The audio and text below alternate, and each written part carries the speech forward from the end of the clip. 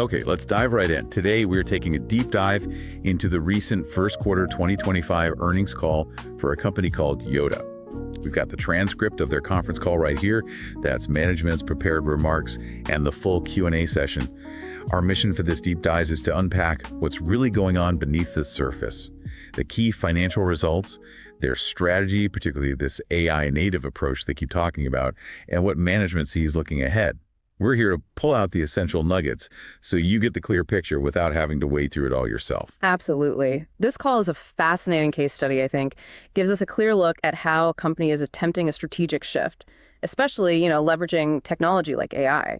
It offers some really good insights into their performance and future outlook. All right, let's start with the big picture numbers then. What were the headline financial highlights for Youdao in Q1 2025 from the call? So the top line numbers showed a bit of a mixed bag, really. Total net revenues came in at RMB 1.2 billion. Now, that was actually down 6.7% compared to the same quarter last year.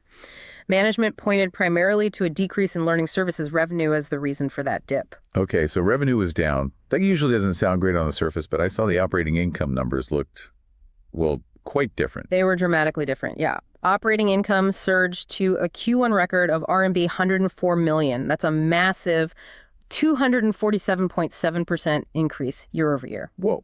So revenue down, but operating profit way, way up. Wow. Okay, that big jump in operating income, despite revenue being lower, is definitely interesting.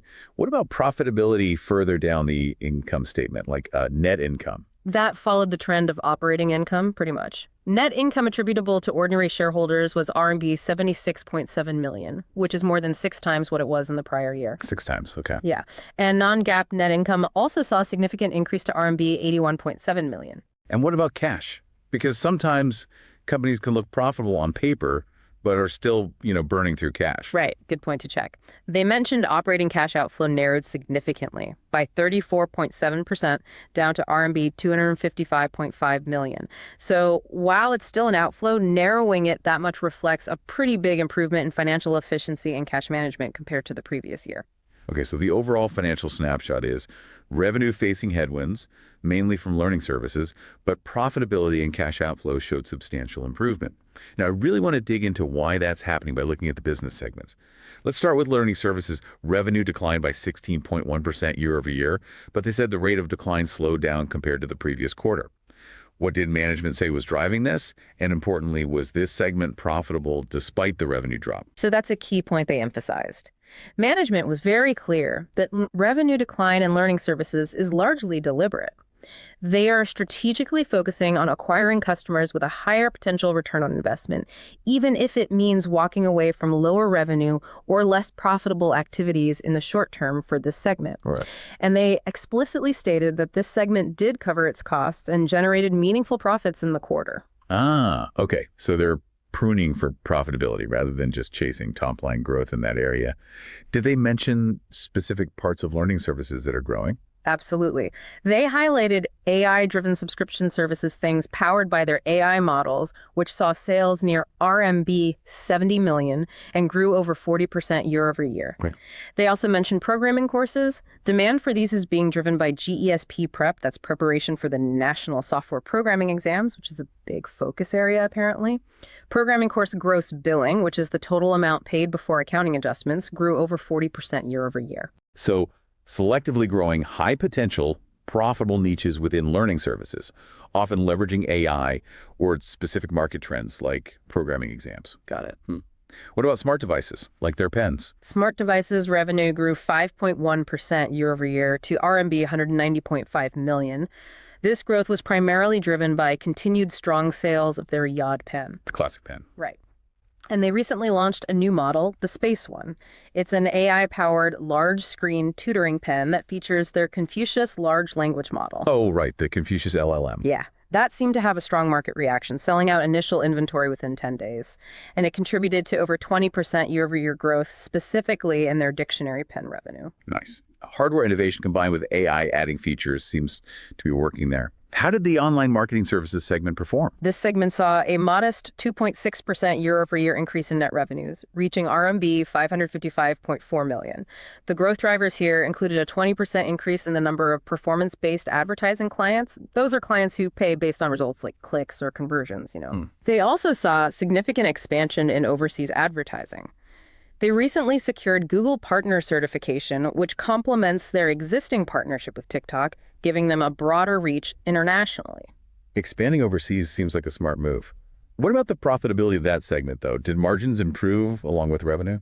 Actually, the gross margin moderated slightly to 30.5%. Oh, okay. Down a bit. Yeah, down from the prior year. They attributed this to their strategic focus on acquiring newer clients. When you bring on a lot of new clients, especially on performance-based models, the initial margins can sometimes be lower. They expect these margins to stabilize between 25% to 35% in the medium to long term as those client relationships mature. Okay, so prioritizing future growth over immediate margin in online marketing. Makes sense. They also mentioned working more closely with Netis Group. What did that involve? Yes, they talked about deepening their collaboration with Netis Games, which drove over 50% year-over-year growth in advertising revenue, specifically from gaming clients. Wow, 50% from gaming clients. Yeah. And they also enhanced collaboration with Netis Cloud Music, essentially expanding the types of advertising they can do across that platform. It looks like they're leveraging relationships within their ecosystem to drive revenue growth. Gotcha. Okay, now this is where it gets really interesting and connects back to those profitability improvements we saw earlier. A major theme throughout the entire call was their AI native strategy. It's their approach to applying large language model technology across everything they do, from learning to advertising. Yeah. Fundamental to what they're trying to do now. Right, the AI native part. Yeah. What specific AI developments or models did they highlight as key to this strategy? So they discussed open sourcing Confucius 001, which they described as their first open source reasoning model. They positioned it as a lightweight, efficient model with 14 billion parameters, specifically designed for K-12 educational tasks. Lightweight, so faster, cheaper to run, presumably. Exactly. And they also mention enhancing their flagship translation models. They're using techniques like multi-model fusion, combining different AI models, and DPO training. Yep. Yeah. Direct preference optimization. It's a method that helps models align better with human preferences through feedback, makes the output more useful.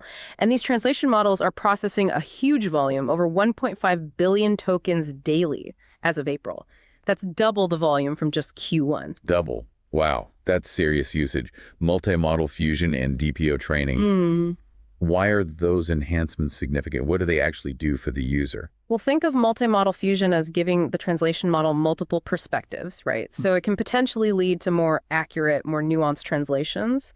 And DPO training, like I said, fine-tunes the model based on what humans actually prefer in the output, making it more useful and natural sounding in real-world scenarios, especially for things like translating educational content. Okay, that makes sense. They also brought up integrating DeepSeek R1. How does that fit in with their own Confucius model? Isn't using multiple models potentially more complex and expensive? That's a great question, and they actually addressed it in the Q&A.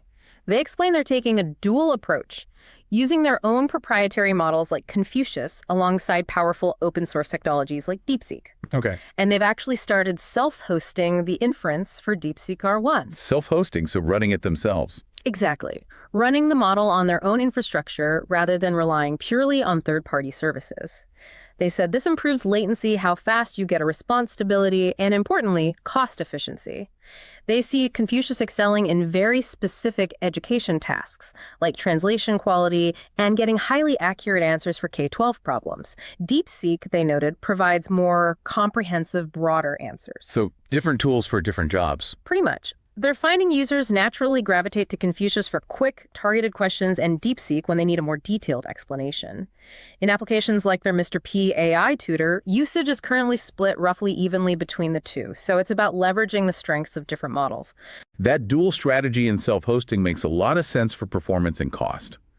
Beyond the core models, they also highlighted several AI-powered product launches and updates, right? Yes, absolutely.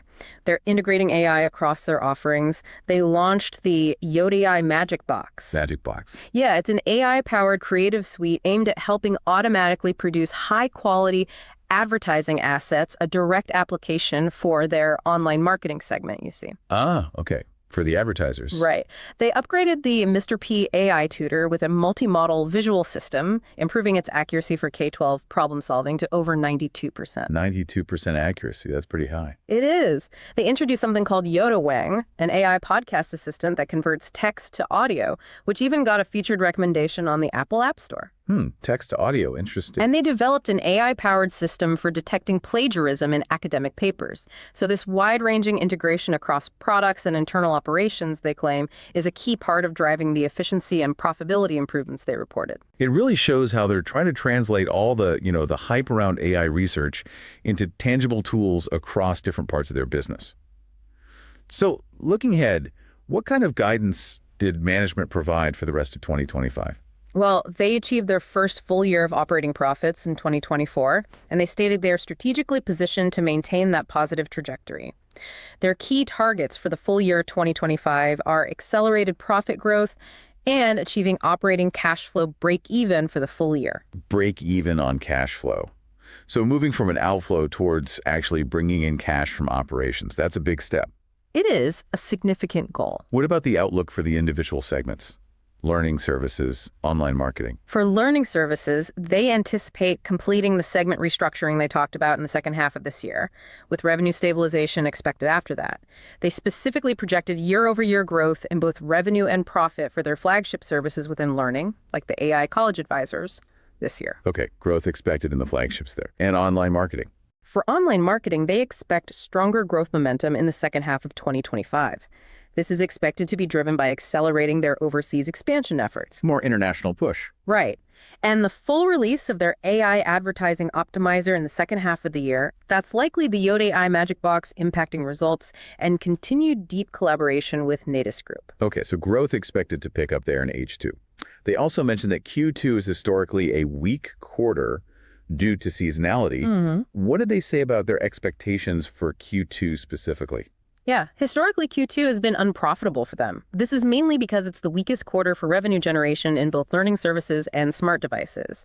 Plus, they have substantial sales and marketing campaigns for summer enrollment that kick off in June, which adds costs. Right, the summer push. Exactly. However, for this Q2, they expect to significantly reduce operating losses year over year by sticking to their strategic priorities, deploying their LLMs for efficiency, and optimizing costs. So using AI to help manage costs even during the investment phase for summer. Seems like it. They did acknowledge, of course, that broader macroeconomic uncertainties could still impact results. That's pretty standard disclosure.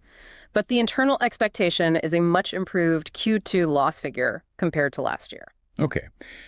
So to pull this all together for you, what does this earnings call tell us about where this company is heading? It feels like a big shift. It strongly suggests a deliberate and significant strategic pivot is underway. I mean, they are actively reshaping their business, moving away from activities and learning services that weren't giving them the returns they wanted. The pruning you mentioned. Exactly. And instead doubling down on high potential areas, especially those integrated with or powered by AI, like the AI subscriptions or the College Advisor product. The growth and strategy in smart devices and online marketing, particularly the focus on AI integration and expanding internationally in online marketing, are crucial parts of this new direction. And that big jump in profitability seems tied directly to this pivot in the AI strategy. Is it just cutting costs from the pruned areas, or is AI really driving efficiency gains too? That's a fair question. They repeatedly connected the profitability improvements back to their AI native transformation. They specifically called out AI driving operational efficiency across their business, things like how they create content, manage R&D, and even acquire customers more efficiently. Okay. But you're right, part of it is also clearly linked to shedding the lower return activities within learning services and containing losses from those non-core operations. It's likely a combination of both, I think. Strategic focus and leveraging technology for better operations, both contributing to the improved bottom line, even while they continue to invest in these core forward-looking areas. It's a compelling example, really, of how companies are trying to translate all the excitement around AI into actual business results and operational efficiency, not just talk, but, bottom line impact. Exactly. And one final point management briefly touched on was that they are monitoring policy developments related to cultivating top-tier innovative talents and potential government programs for exceptional high school students. Policy watching. That raises an important question for you to consider. How might government educational policies, particularly those focused on nurturing high-achieving students or promoting specific skills like programming, which they highlighted as a growth area, how might those policies directly influence the product development and market strategy for education technology companies in that region going forward? Something to think about.